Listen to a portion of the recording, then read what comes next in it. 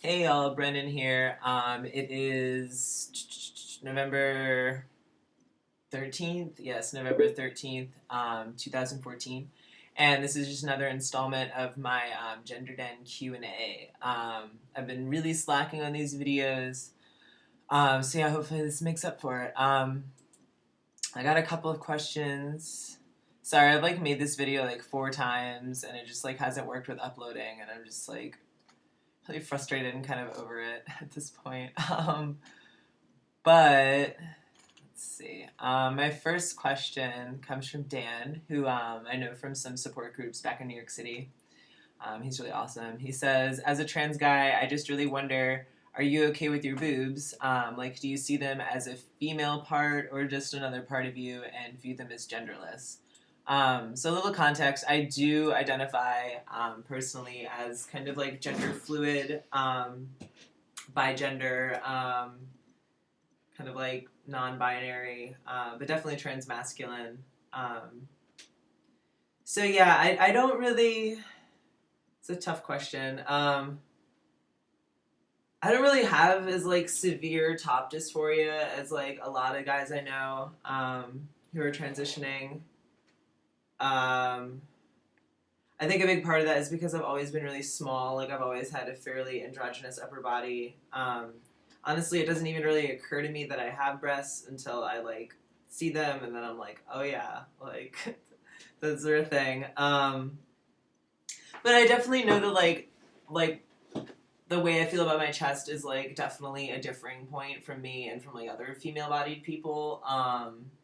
Female-bodied.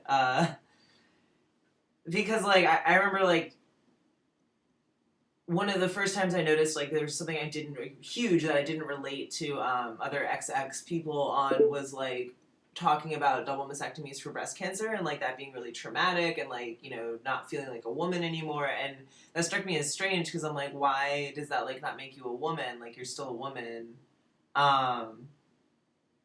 And of course, from my perspective now that I know that I'm trans, that makes sense. It's not really my femininity isn't centered in my physical body at all. So yeah, that's just not how I relate to my femininity. It's more intangible than that. But yeah, I'm not personally considering top surgery at this point in time. A big reason, I've discussed before, a lot of trans people don't get surgery. That's a huge misconception. And that's kind of an expectation that's placed on the trans community that isn't real at all. I mean, it's really expensive. I don't know where I would get that kind of money, and also I'm really commitment phobic. It took me a long time to decide to go on T. I know a lot of guys who, the second they found out that testosterone was an option, it was immediately went and got prescribed, no question about it. And for me, it took up a year of thinking about it and weighing it. I don't even have a lot of tattoos. I'm very commitment phobic as far as enacting permanent change to my body. So yeah, testosterone was a big leap of faith for me, and yeah, I just don't think surgery fits in with with the way I feel about my body, because I think incongruency is completely subjective. I don't see what's wrong with a cute twinkie guy with cute tits. That's me, it's my body, that's what I look like, and that's okay, and I am still hot, and you can still be attracted to me, and I don't know, it's not I don't have a problem with the body. It's that's more what society has a problem with, is a guy with boobs, which I don't understand, because I've said on here before, there's guys who walk around with natural breasts bigger than mine would ever be naturally, and they're still considered men. So it's weird. That's really strange to me. Yes, I'm talking about man boobs. That's what I'm talking about. But yeah, I hope that answered that question adequately. But I mean, I wish, I don't wish I had more top dysphoria, but I wish it was something I was able to relate to guys with. I tend to have more bottom dysphoria. And I know a lot of guys who are tortured, physically tortured by their chests, and can't look at themselves, can't live with themselves, and I wish I understood that, because I want to just understand and relate to people. And that's just not something I experience very heavily. And the next question comes from my friend Shay, who's in Korea right now. She's a friend of mine from high school. She says, I don't have a specific question, but would you mind talking about the experience of taking testosterone a little bit? That's a really broad question, but one that I'm really excited to talk about. I'm about 8 months on testosterone. It'll be 8 months tomorrow, actually. I started in March of this year. And it's been a really crazy journey so far. I'm on like the lowest possible dose, and I've been seeing the kinds of changes that a lot of guys I know, like trans guys, have had to wait like much longer for, which is weird. And like, my period stopped after my first injection. Like, I haven't seen that shit since. I don't like. I have like a little bit of sideburn in here, a little bit of mustache. You can't really get like really close. It's like a little scruffy. My face is currently like falling off of my face, because cystic acne is a thing now. Like a nice little neck beard thing coming in. I don't know. Yeah, my voice has like dropped quite a bit, and my legs look really different. That's what my partner points out. Like they're just a lot leaner and hairier. I mean, I don't really notice a difference, but I guess that's like super obvious to him. I don't know. Yeah, I mean, just in general, like testosterone is like taking so well to my system. And even my doctor says like she sees this sometimes. Like it seems like some people's bodies are just kind of ready for it. And I have a couple of theories about it. Well, really just one, because one doesn't make any sense. But the one theory is I've read a little bit about like poor aromatizing of hormones, when people like just aren't good at processing that certain hormone. I think because the way I always like, and the way I talk about my experience on estrogen and being estrogen enrolled is like, it was almost like a physical intolerance to it, almost like an allergy, and that is what like aromatizing is you just like are intolerant to that, and like testosterone just works better in my system. Like I feel better. I don't feel as tired all the time. I was like slightly anemic before, and I'm not anymore. And I know my acne looks really bad right now, but like my first puberty, like it was so bad. Like it's like still kind of hard for me to talk about because I had severe acne from the time I was like 10 or 11 till the time I was like 21, and I'm like all in here, like just pizza face, and like it kept me in makeup for like most of my teen years, and I didn't like wearing makeup, but I felt like I had to because my skin was so bad.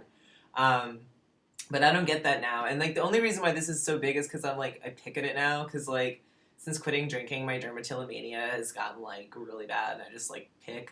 So yeah, that's just me being bad. Yeah, and it's like I don't know, like it's weird because like when people talk about trans people, it's like, feeling like you're born in the wrong body. Like that's not really what it felt like. I mean, this is the only body I've ever had. But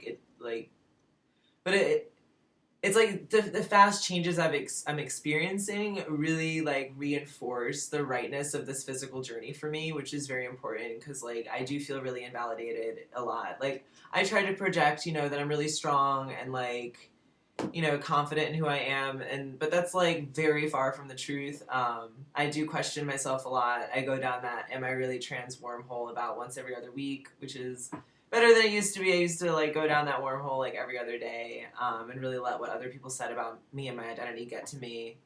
I forgot where I was going with that. Oh yeah, so like definitely these fast changes really reinforce, because like I mean when I was a kid, like, and these memories have started to come back to me since coming out, but like I remember like having this thought like recurring when I was younger that like something was off. Like I used to think I was adopted. I thought maybe like I remember reading like The Girl in the Milk Carton and being like, oh, I was abducted, or like, I used to think I was like a changeling or like an alien, or like all these kind of like ideas that I like wasn't physically normal. And like then there was this other like train of thought that I would have that like, was I born different than what I look like?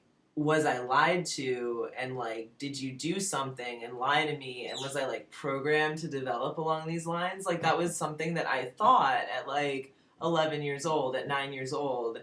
And that was before I had any context for like intersexuality or like trans or like anything. Like I had no idea that that is something that does happen to infants.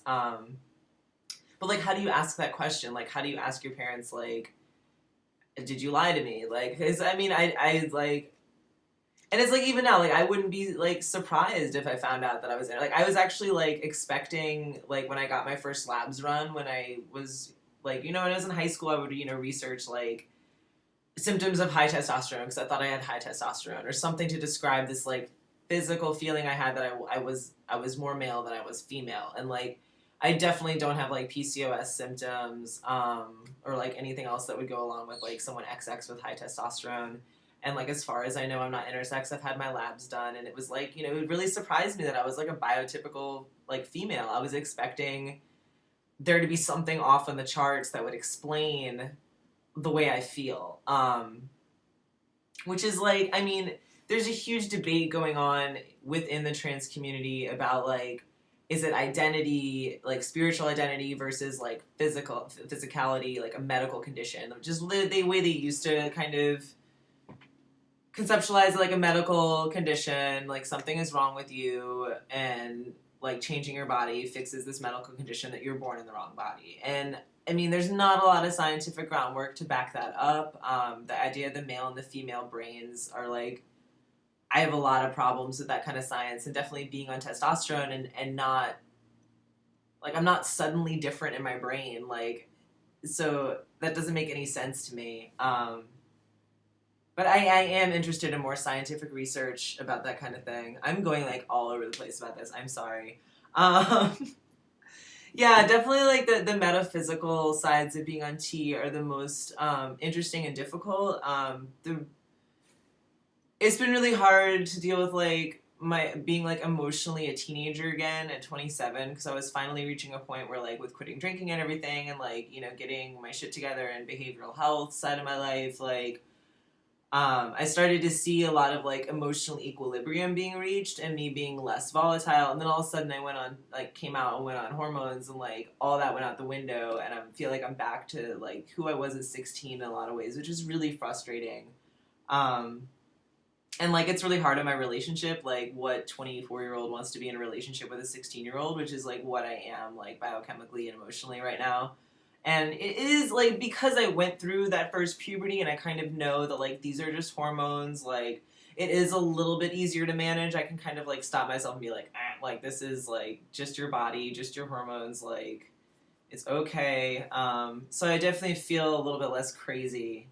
Um, but yeah, it's still really hard. Like that's really hard. But I have faith that like I will like I will adjust. I'll adjust to my own body. I'll learn like and it'll be fine.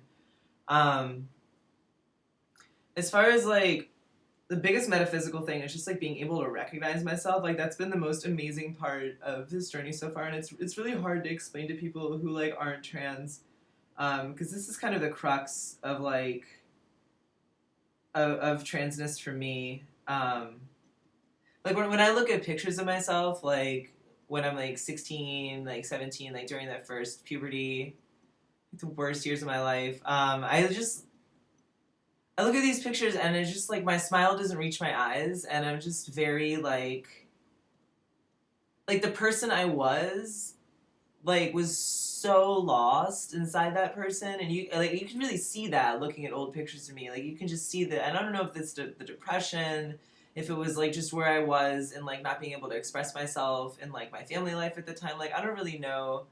Um but it just looks like no one's home, and it looks like you would have to reach so far to connect with that person. And it's like it's like really like hard for me to talk about, and it's really hard to look at those pictures for that reason because I just feel like, where are you? Like I know you're in there, and I don't know. And like then I look at pictures of me in like my 20s, and it's like I see like this person when I started questioning like peeking out, and I can see like this mask, like this little secret, like starting to kind of like peel back the edges of like the pictures of me that I see, and like I can see like a light behind my eyes returning. And now that I look at pictures of myself, and I'm like, not drinking, I'm not pouring these like chemicals into myself, and the pictures I see are like me awake and sober and like in daylight, and like also just like looking like someone I recognize and like physically resonates with me. I don't feel the need to cut my hair all the time, like before I would cut my hair really compulsively, like weekly, just like chopping my hair all off. because I would look in the mirror and I'd cut it and I still wouldn't look right, and I cut it again and I still wouldn't look right, and it'd take me like so long to get ready because like I just didn't look right, and now like I look right. I like look in the mirror and I'm like, oh, like I know that person, like that's me. And like when I walk past like windows when I'm just going down the street, like, and I catch my reflection, it used to like shock me and be like, oh, that's not what I look like in my head, like at all. And now I don't feel surprised by what I see. When I pass by and like catch a glance of myself, like it's just me, and it's just really like, and this is like, these are thoughts I try not to dwell on. It like makes me sad that I came out so late, but like I came out at 25. But I couldn't come out before. I was cloistered in Catholic school. I was very sheltered. My family is not queer affirming, so I there was no way I could have come out earlier. And like it does bum me out that like, the way I feel when I walk down the street and look in the mirror and I'm able to connect with myself physically and metaphysically, that like because there's the physical connection, and then I'm like, oh, like I can see my own personhood, like it just really depresses me that like sometimes that's like having gone my whole life not having that, and then having it and being like, this is what people feel all the time, like it's just really sad but also really awesome. It's definitely pretty crazy, and clearly really hard to articulate. Yeah, I don't know. Just like for the first time, like my life makes sense. Um, like if I think of myself as a child, and if I think of like the outcome of like my childhood and my adolescence to be of like a woman, that makes no sense to me. And like, but when I think of it as like the outcome of all this, and who I was as a child and who I was as a teen and like who I am now, and like moving in this transmasculine trajectory, like I'm not, I'm not a bio man. I don't have like this male upbringing and like a traditional male trajectory, but like the path I'm following makes sense, and like it resonates with me, and it's mine. And that's the most amazing part of taking these steps in like the physical side of my journey, is like taking ownership over my life. And like I let life just pass by me for so long, and I was just like lying around like waiting for something to happen, and now I'm actually like taking control and like doing what I want to do. And like that's been just the theme of the past like 2 to 3 years, is like with getting into treatment for mental health stuff, with coming out, with exploring my gender openly, and with like you know getting sober. Like it's been so much like taking active steps to make my life what I want it to be, which is like something everyone should do. And and I am really vulnerable right now, and like that's something that really frustrates me, because like I do get a good amount of criticism and hate for who I am, and like for the things I say. And like I've lost some people who like weren't really friends, I guess. And like it's hard, and like people come at me because like I said, I project this like really strong, resilient person, and people assume because you're trans you're brave, which is like a weird like I mean, I guess it's brave to be yourself in a world that wants that person dead, I guess. But like I don't think that makes me brave. Like I'm I'm really vulnerable right now. Like I'm going through puberty, and I'm so emotionally like sad sometimes. Not sad, just emotionally all over the place. And then like with all these changes in my body, and people just forget that, and they come at me, and it's like, do you realize that I am currently balancing like a second puberty, like, and like in a world with when transsexual is such like a politicized thing, and like I feel attacked a lot, and like even when I'm not being attacked, like, and then when you combine that with trying not to drink over it, like I'm really not in a place to be confronted about stuff. And like I wish people kind of like took the time to remember that I'm literally going through puberty, and to just cut me some slack right now. Yeah, I don't know what the point of saying that was. Yeah, I'm gonna cut it off here. I think that's a good place to stop. I hope you enjoyed hearing me rant for coming on 20 minutes. So, yeah. Have a great week, everybody, and enjoy your weekend. Be safe and be happy.